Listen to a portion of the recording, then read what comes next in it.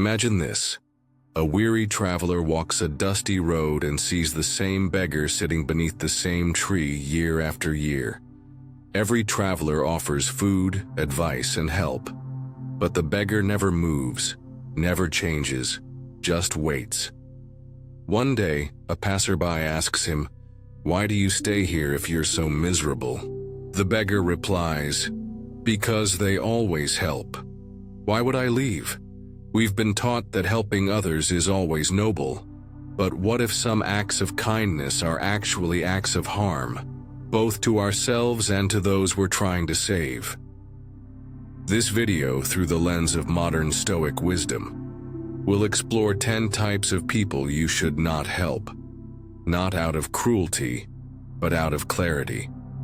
Because sometimes stepping back is the most powerful and compassionate thing you can do. Number 1. The immutable. Those who refuse to change. There's a deep and often uncomfortable truth we all must face. Not everyone wants to be helped. Some people don't want solutions, they want sympathy. They don't want growth. They want to be seen as the victim of their circumstances. These are the immutable. The ones who resist change not because they can't evolve, but because they fear what change demands. Discomfort, accountability, and the death of familiar excuses. The immutable have made a quiet pact with their suffering. Becomes their identity, their story, their shield. And when you offer help, real help rooted in responsibility and growth, it threatens that identity. And so they reject it, politely, subtly, or sometimes aggressively. They may listen to you, nod in agreement. Thank you for your time, but nothing changes. Days, months, years go by, and they remain exactly where you left them, mentally, emotionally, spiritually. The Stoics saw this clearly. Epictetus taught that some things are up to us and some things are not. One of the hardest lessons in life is realizing that another person's desire to change is not up to us. You can love them, you can support them, you can even show them the door, but you cannot walk through it for them. Marcus Aurelius, writing to himself in his Meditations, observed, "You have power over your mind, not outside events. Realize this, and you will find strength." In the context of helping others, this means recognizing where your influence ends. When your words fall on deaf ears, when your presence becomes a crutch, when your care becomes an excuse for them not to care for themselves. Modern Stoicism urges us to practice wise compassion, not blind compassion, to set boundaries, not as walls to shut others out, but as filters to protect our time, our energy, and our peace. The truth is, constantly trying to help someone who doesn't want to change doesn't make you noble. It makes you drained. It turns your well of energy into a puddle of frustration. Seneca once said, "The part of life we really live is small, for all the rest of existence is not life, but merely time." Don't spend your precious time trying to awaken someone who has no desire to be awake. You are not their savior. You are not responsible for their potential. They are. And so, the Stoic response to the immutable is simple, but not easy. Let them be. Accept their choice. Withdraw your energy with love, not resentment, and focus on your own path, where your efforts can actually bear fruit. Because in the end, your peace matters more than their resistance. Number 2, the manipulators. Emotional vampires who feed on kindness. There are people who don't want help. They want control. They don't seek guidance. They seek power. These are the manipulators. Emotional vampires who know how to twist kindness into weakness and generosity into obligation. They don't ask for help directly. Instead, they exploit your empathy. They use guilt, flattery, drama, or even tears, not to grow, but to keep you entangled in their endless cycle of need and control. At first, they appear vulnerable, even charming. They present themselves as misunderstood, mistreated, or unlucky. You feel for them, you want to lift them up, and that's when it begins. The slow erosion of your boundaries. Your time is no longer yours. Your peace becomes a resource they tap into. And no matter how much you give, attention, support, energy, it's never enough. In fact, the more you give, the more they demand. The Stoics were not strangers to this pattern. Epictetus taught us to guard our inner citadel, the seat of our thoughts, choices, and energy. He said, "Attach yourself to what is spiritually superior, and keep your will in harmony with nature." Manipulators disrupt that harmony. They lure you into emotional chaos, where your actions are no longer guided by reason, but by guilt, confusion, or obligation. And when reason leaves the room, Stoicism disappears with it. Marcus Aurelius reminds us, "The soul becomes dyed with the color of its thoughts." If you surround yourself with people who constantly drain and distort your intentions, your clarity darkens. You begin to question yourself. You lose touch with your own priorities. And worst of all, you forget that you have the right to say no. Modern Stoicism teaches that love must be rooted in truth, not manipulation. Compassion must have boundaries, or it turns into self-betrayal. Helping someone should never mean sacrificing your peace, your dignity, or your sense of self. As Seneca wrote, "No person has the power to have everything they want, but it is in their power not to want what they don't have, and to cheerfully put to good use what they do have." A true friend, a true person in need, will never demand more than you can cheerfully give, but a manipulator will take until there's nothing left. So what's the Stoic response? First, awareness. Learn to see through the tactics. Guilt trips, passive aggression, flattery followed by dependency. These are all signs. Second, boundaries. Not as aggression, but as self-respect. You can still be kind, still be compassionate, but from a distance. Third, don't explain yourself endlessly. You owe no one an emotional report of your decisions. Your peace is reason enough. Walking away from a manipulator doesn't make you cold, it makes you conscious. Because the ultimate Stoic goal is not to rescue others.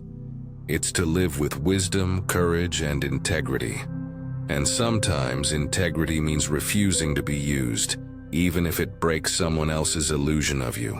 Number 3, the victim. Those who refuse responsibility and seek a savior. There's a subtle difference between someone who is suffering and someone who is addicted to suffering. The former seeks healing, the latter seeks attention. This third type, the perpetual victim, does not want to rise. They want to be rescued again and again. They carry their wounds like trophies, retelling their stories of betrayal, misfortune, and injustice, not to process them, but to gain sympathy, to avoid accountability, and to escape the difficult path of self-reflection. At first, you feel for them. Their pain seems genuine, and perhaps it is. But over time, a pattern emerges. Every challenge is someone else's fault. Every setback is caused by the world being unfair. Every opportunity to grow is deflected with excuses. They are never the problem, always the unfortunate bystander in a cruel universe. But the Stoics saw this mindset for what it is, a trap. Epictetus reminds us, it's not what happens to you, but how you react to it that matters. The victim. rejects this principle. They hand over all their power to the outside world, and by doing so, they give up any real chance at transformation. Marcus Aurelius wrote, "Choose not to be harmed, and you won't feel harmed. Don't feel harmed, and you haven't been." This isn't a denial of pain. It's a call to reclaim inner power. But the victim prefers to outsource power, to blame, to complain, to wait for someone else to fix what only they can confront. And the more you try to help, the more you are drawn into their emotional quicksand. Every solution you offer is met with, "Yes, but." Every step forward is sabotaged by their own self-pity. Modern Stoicism teaches us to be helpful where we can, but to walk away when our help becomes enabling. Helping the victim too much turns you into a crutch, and a crutch, while useful in recovery, becomes dangerous when it encourages someone to avoid ever walking on their own. Seneca spoke of this when he said, "We suffer more often in imagination than in reality." The victim builds a world of imagined enemies, endless misfortunes, and permanent helplessness, and they want you to join them there. But you must resist, not out of judgment but out of wisdom. You are not a savior. You are a companion on the path. And if someone refuses to take a single step, despite all the light you offer, then that's their choice, not your failure. So what is the Stoic response? Compassion without entanglement. You can care, you can listen, but you must not get pulled. Let them take responsibility for their choices. Let them face their reflections, because only in doing so can they ever begin to grow. True help is never about rescue. It's about empowerment. And empowerment only happens when someone is ready to own their life, not just their story. Number 4, the narcissist. Those who demand everything but give nothing. Among all the types of people you should think twice about helping, the narcissist is one of the most deceptive. They are often charismatic, confident, and persuasive. They know how to make you feel seen, at first. But beneath the surface lies a dangerous imbalance.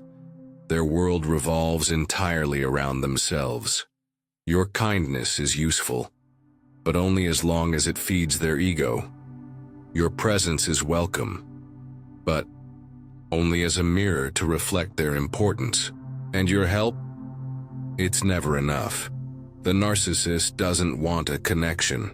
They want an audience. They don't want advice. They want applause. They live in a constant performance, craving validation and admiration, but offering none in return. They demand attention, demand loyalty, demand praise, but when you need them, they vanish. When you set a boundary, they react with confusion or rage. And when you stop feeding their ego, they suddenly accuse you of being cold or selfish. The Stoics would call this a distortion of logos, the rational, harmonious order of the universe. In a Stoic life, relationships are built on mutual respect, reciprocity, and reason. The narcissist violates all three. They confuse love with control. They mistake admiration for intimacy, and worst of all, they believe they are entitled to your time and energy, without ever offering true presence in return. Epictetus taught, if someone succeeds in provoking you, realize that your mind is complicit in the provocation. The narcissist thrives on provocation, subtle or overt. They test your loyalty, guilt you into staying, and push your emotional buttons to regain control. But the Stoic is called to recognize the trap, not by fighting it, but by refusing to play the game. Marcus Aurelius reminds us, the best revenge is not to be like your enemy. So when you find yourself drawn into the emotional orbit of a narcissist, pulled between guilt, admiration, frustration, and hope, you must pause, reflect, and return to what is within your control, your response, your boundaries, your peace. Stoicism teaches us that help must have harmony. If your help feeds someone's delusions, you are not helping, you are enabling. If your presence is constantly used but never valued, you are not in a relationship, you are in a transaction. And if your energy is drained in the name of keeping someone else inflated, then something must change. Seneca once said, "Associate with people who are likely to improve you." The narcissist, in contrast, drains you. They pull you into a world where everything is about them, and the moment you stop playing your part, they discard you like a broken tool. So what's the Stoic response? Detach with dignity. Don't argue. Don't plead. Don't try to change them, that's not your role. Instead, step back, reclaim your space, preserve your energy. True connection must flow in both directions or it becomes a burden. And the greatest gift you can give yourself is to walk away from someone who only ever sees you as an extension of their ego, because your peace is sacred. And Stoicism reminds us that nothing is more valuable than a calm, undisturbed mind. Number 5. People who don't value your time. The time wasters. Time is the single most finite and precious resource we possess. Unlike money, which can be earned back, or possessions that can be replaced, once time passes, it's gone forever. And yet, many individuals treat not only their own time, but also the time of others with careless disregard. Among the people you should be wary to help are those who simply do not value your time, who are habitually late, cancel plans at the eye, last minute, ignore your priorities, or constantly interrupt and distract you without respect. This behavior is more than a mere inconvenience. It strikes at the core of your personal sovereignty and your ability to live a purposeful life. Marcus Aurelius, one of the greatest Stoic emperors, urged us, "Do not act as if you were going to live 10,000 years. Death hangs over you. While you live, while it is in your power, be good." To be good in this Stoic sense means living deliberately and with intention. It means guarding your time as a sacred trust because your time is your life. When others trample on your time, they rob you not just of minutes but of moments of your existence, moments that will never return. Seneca, another Stoic master, put it poignantly, "It is not that we have a short time to live, but that we waste much of it." This is a reminder not just to ourselves, but a call to action about how we allow others to treat our time. Time wasters do not simply disrespect your schedule. They disrespect your entire being and your goals. When you continuously accommodate their negligence, you teach them that your time is theirs to consume at will. This undermines your own discipline, priorities, and ultimately your peace of mind. The Stoic path demands firm boundaries. It demands courage. The courage to say no without guilt or apology. Saying no is not selfish, it is a declaration of self-respect. It is the act of protecting your inner citadel from unnecessary invasion. Epictetus taught, "Don't explain your philosophy, embody it. Show through your actions that your time is non-negotiable." If someone continually disrespects your commitments, you must be willing to detach, to no longer rearrange your life around their inconsideration. This does not mean cutting people off harshly or without empathy. Rather, it means recognizing your limits and making deliberate choices about where to invest your energy.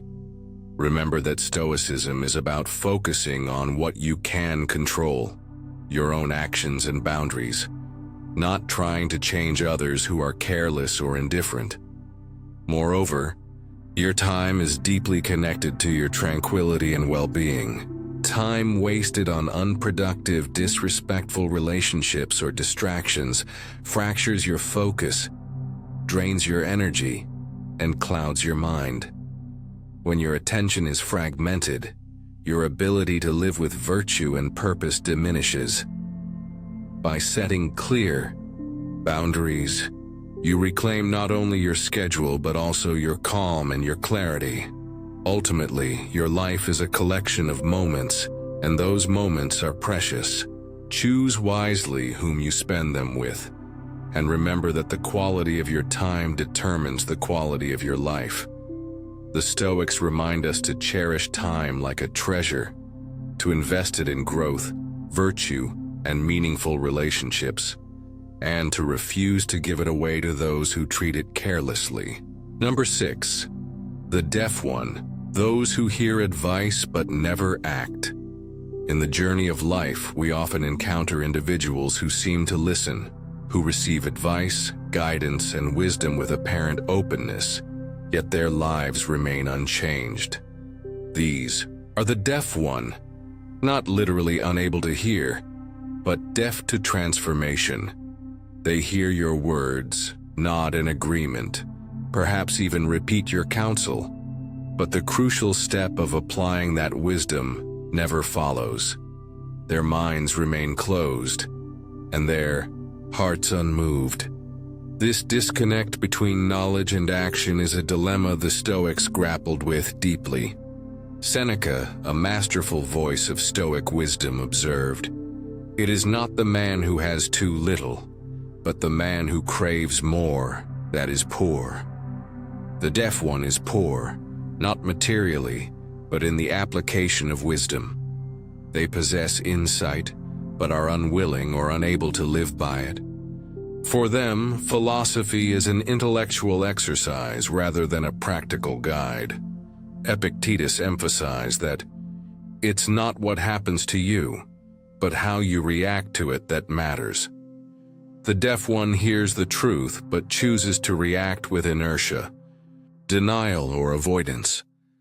Their silence in the face of opportunity for growth is not merely passivity. It is a subtle, often unconscious resistance to change. This resistance may arise from fear of discomfort, loss of identity, or the security found in familiar patterns, even if those patterns cause suffering. For those who seek to help such people, the experience can be profoundly draining. Like pouring water on stone, no matter how much effort and wisdom you offer, it fails to penetrate or soften their resolve. This leads to wasted energy, frustration, and sometimes even despair. The Stoics teach us to recognize the limits of our influence. Marcus Aurelius wisely counseled, "Don't waste the rest of your time here worrying about other people unless it affects the common good. Your role is not to forcibly reshape others, but to embody virtue and wisdom yourself." This is where the practice of setting clear boundaries becomes essential. It is not an act of rejection born from impatience or anger, but a rational decision to conserve your energy and preserve your inner peace. Stoicism teaches us that the only things truly within our control are our own thoughts, actions, and choices, not those of others. The deaf one's transformation must come from their own voluntary acceptance of wisdom.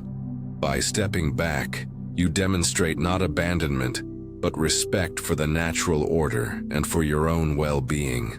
You create space for those who are willing to grow and change, and in doing so, you honor the Stoic ideal of focusing your resources, time, energy, compassion, where they will bear fruit. Moreover, disengaging from the deaf one is a profound, act of self-care and a recognition that your own tranquility matters. The noise of unheeded advice, the frustration of watching wisdom ignored, can disturb your equanimity. Protecting your peace is not selfish. It is necessary for living a virtuous and flourishing life. In the end, the Stoic wisdom here is clear and uncompromising. Help those who desire to help themselves. Offer guidance generously, but without attachment to outcomes. Preserve your energy for those ready to listen deeply and act boldly. And remember that sometimes the most loving act is to release those who remain deaf to change, freeing yourself to walk your own path with serenity and strength. Number 7. The dramatic person. Those who turn every issue into a catastrophe. In the course of life, we inevitably cross paths with individuals who seem to live in a perpetual storm of emotion. Those who magnify every minor inconvenience or challenge into a monumental crisis. These are the dramatic persons. Their world is one of extremes, where every slight feels like betrayal, every problem is a catastrophe, and calm is a stranger. They seek to draw others into their whirlwind, pulling you into their relentless theater of chaos and distress. From the perspective of Stoicism, such behavior represents a profound disturbance of the inner equilibrium, the very balance and tranquility that Stoics hold sacred. Marcus Aurelius, the philosopher king, reminded us, "If you are distressed by anything external, the pain is not due to the thing itself, but to your estimate of it, and this you have the power to revoke at any moment." The dramatic person, however, clings to exaggerated interpretations and refuses to adjust their judgments. Instead, they fan the flames of turmoil, amplifying their suffering and weaving it into a complex narrative that demands attention. This perpetual drama is often a form of control, a way for them to assert influence over their environment and the people around them. Their crises become a currency with which they buy attention, sympathy, and a sense of significance. Yet this emotional volatility is deeply corrosive, not only eroding their own peace, but also draining the energy and well-being of those who get entangled in their storms. Seneca, another Stoic master, warns us, "We suffer more often in imagination than in reality." The dramatic person is trapped in a heightened imagination of suffering. Their mind magnifies shadows into monsters, turning small bumps in the road into insurmountable walls. When you engage with their drama without discernment, you risk becoming a participant in this exaggerated reality, losing your own footing and calm. Stoicism teaches the importance of setting firm but compassionate boundaries with such individuals. This does not mean shutting them out harshly or without care, but rather maintaining a healthy emotional distance. You refuse to be pulled into needless drama or escalations. The Stoic ideal of apatheia, freedom from destructive passions, serves as your shield. You cultivate empathy for their struggles without allowing yourself to be overwhelmed by their emotional chaos. It's important to recognize that the dramatic person's behavior often masks deeper wounds, insecurities, fears, or unresolved trauma. Compassion can coexist with boundaries. You can hold space for their humanity and pain, yet still protect your own mental and emotional sanctuary. Moreover, Marcus Aurelius teaches us to focus on what is within our control, our own judgments and responses. You cannot control the dramatic person's reactions or perceptions, but you can control how you respond. Choosing calm, measured detachment over reactive engagement is the Stoic path. In practical terms, this means politely but firmly declining to participate in needless emotional upheaval, redirecting conversations away from crisis narratives and preserving your own time and energy. Sometimes the most loving and wise act is to step back, granting the dramatic person the space to face their own storms while you protect your inner peace.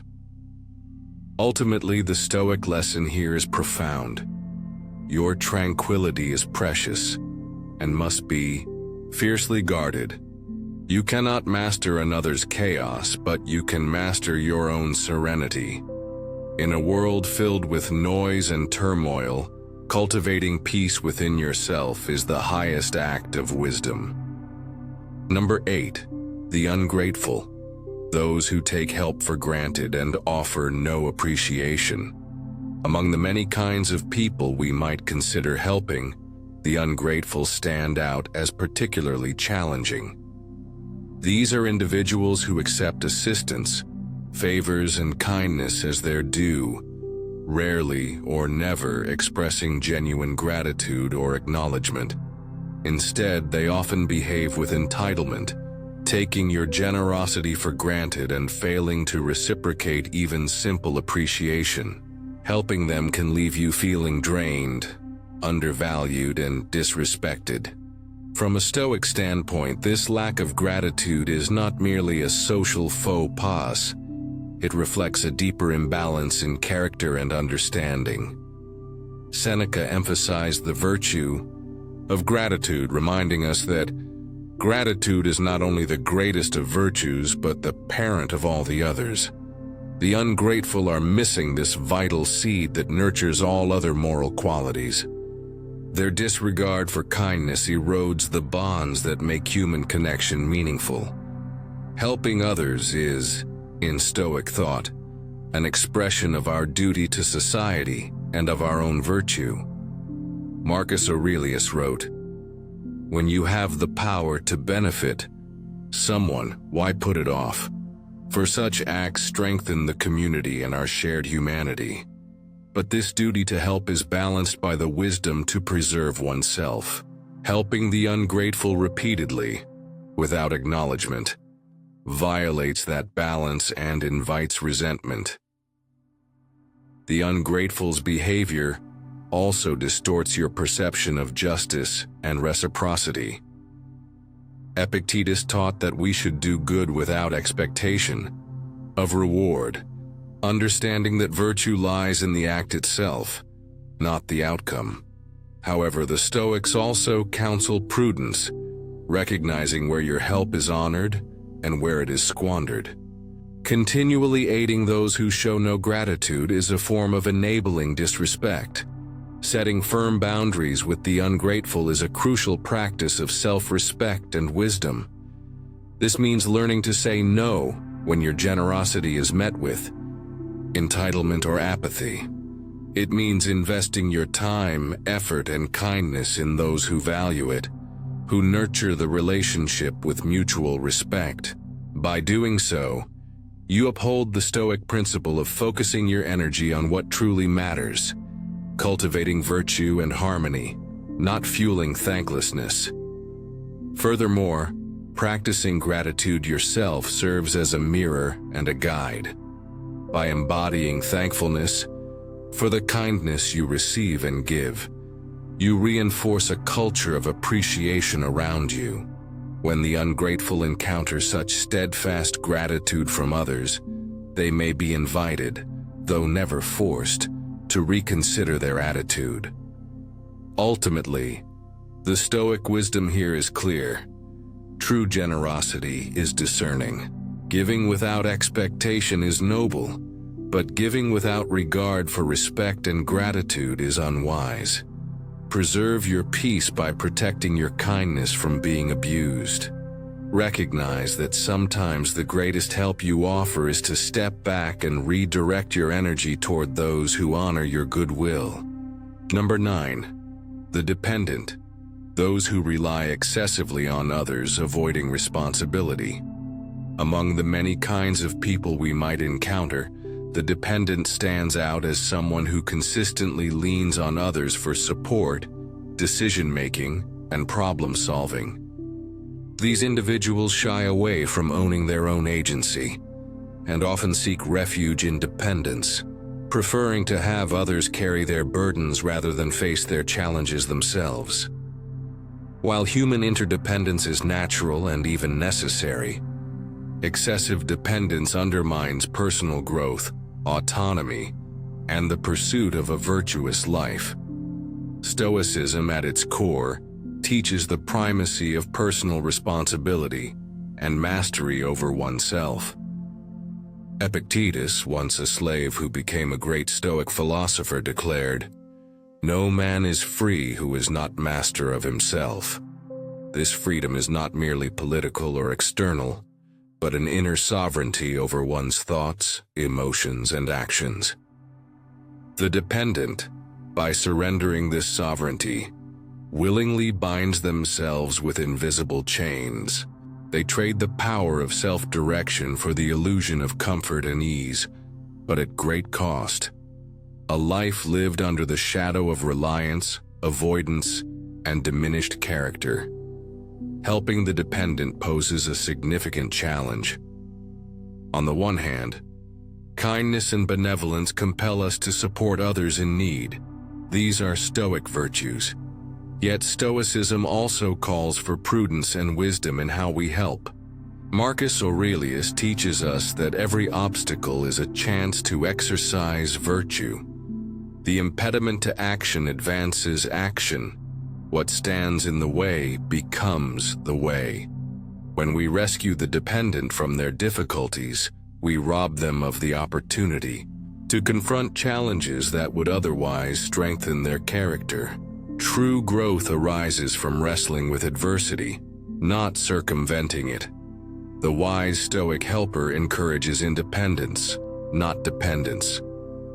This means shifting from solving problems for the dependent to guiding them toward developing their own judgment, resilience, and courage. It means teaching them to embrace responsibility as the path to true freedom and self-respect. You become a mirror and a mentor rather than a crutch. Setting firm, compassionate boundaries with the dependent is vital. It is not cruelty, but a form of tough love, refusing to enable behaviors that foster helplessness. This might mean saying no to repeated requests for rescue, encouraging self-reliance in everyday decisions, and holding them accountable to their own growth. Epictetus counseled, "Don't explain your philosophy, embody it." By living as an example of self-mastery, you inspire others more powerfully than words ever could. Additionally, remember that your own energy and virtue are precious and limited. The Stoics remind us to invest ourselves where we can truly make a difference. You cannot will another person's will to change or growth. They must choose it for themselves. If your help perpetuates dependence, it does not serve either of you. Well, protect your peace by stepping back when necessary. The dependent often fears failure, discomfort, or uncertainty, natural human fears. Stoicism encourages us to face such fears squarely, knowing that discomfort is the forge of character. As Seneca said, "Difficulties strengthen the mind, as labor does the body." Helping the dependent means inviting them into this process of transformation, rather than shielding them from it. In the end, the Stoic wisdom here is profound and liberating.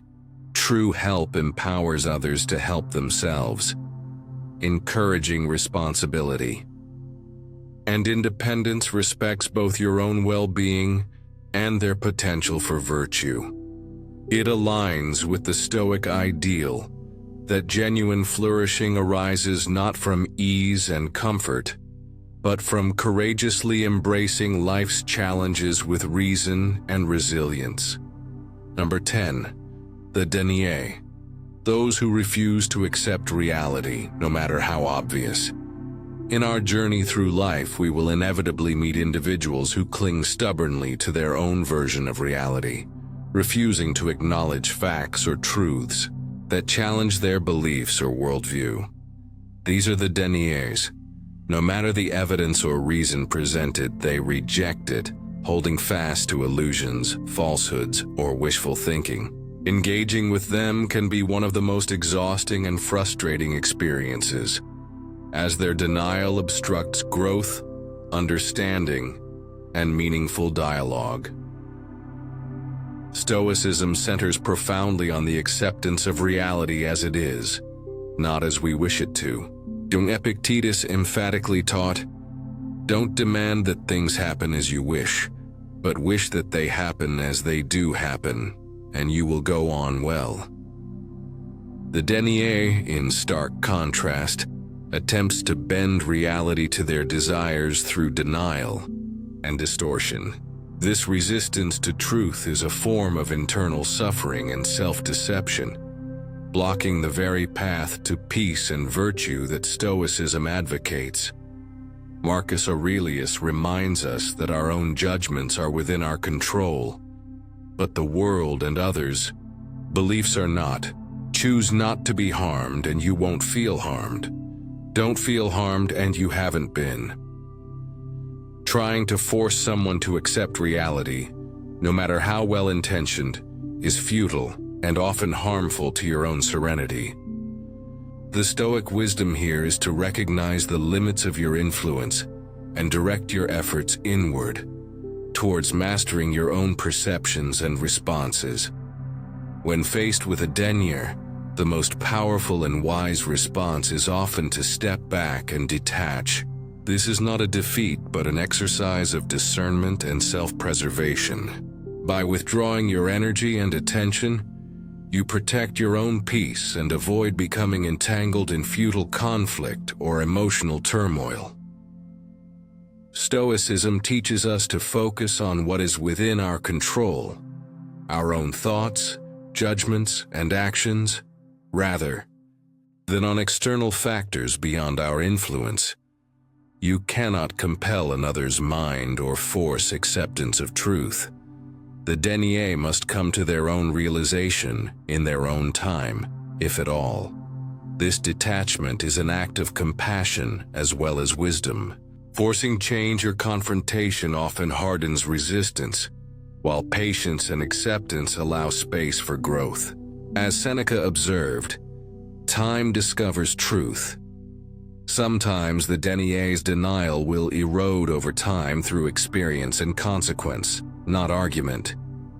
In practical terms, this means conserving your energy for those receptive to growth and truth, and accepting that some battles are not yours to fight. It means protecting your peace by disengaging from debates that spiral into denial and delusion. The Stoic path invites us to embrace reality fully and to extend kindness without attachment to outcomes. This balance allows us to be generous and wise, avoiding the trap of frustration or resentment when others refuse to see clearly. Ultimately, the wisdom here is this: you cannot change others. You can only change yourself. Sometimes, the most profound help is stepping away, preserving your own tranquility, while allowing others the freedom to awaken in their own time. As we've explored today, the wisdom of modern Stoicism teaches us that true generosity is not about giving indiscriminately, but about discerning where our help will nurture growth and where it will only enable stagnation. Helping those who refuse change, exploit kindness, or reject responsibility drains our energy and clouds our peace. The greatest strength lies in setting firm boundaries, focusing on what we can control, our own actions and attitudes, and preserving our inner tranquility. Remember, you cannot change others. They must choose their own path. Sometimes the most powerful act of kindness is stepping back, protecting your well-being, and allowing others to face their own challenges. This is not selfishness, but wisdom, an essential part of living well. So guard your energy like the precious resource it is. Choose wisely whom you help and where you invest your time and care. In doing so, you cultivate a life rooted in virtue, peace, and true strength. Thank you for watching. If you found value in this, consider subscribing for more insights on living wisely with Stoic philosophy. Until next time, keep growing, keep reflecting, and keep living with intention.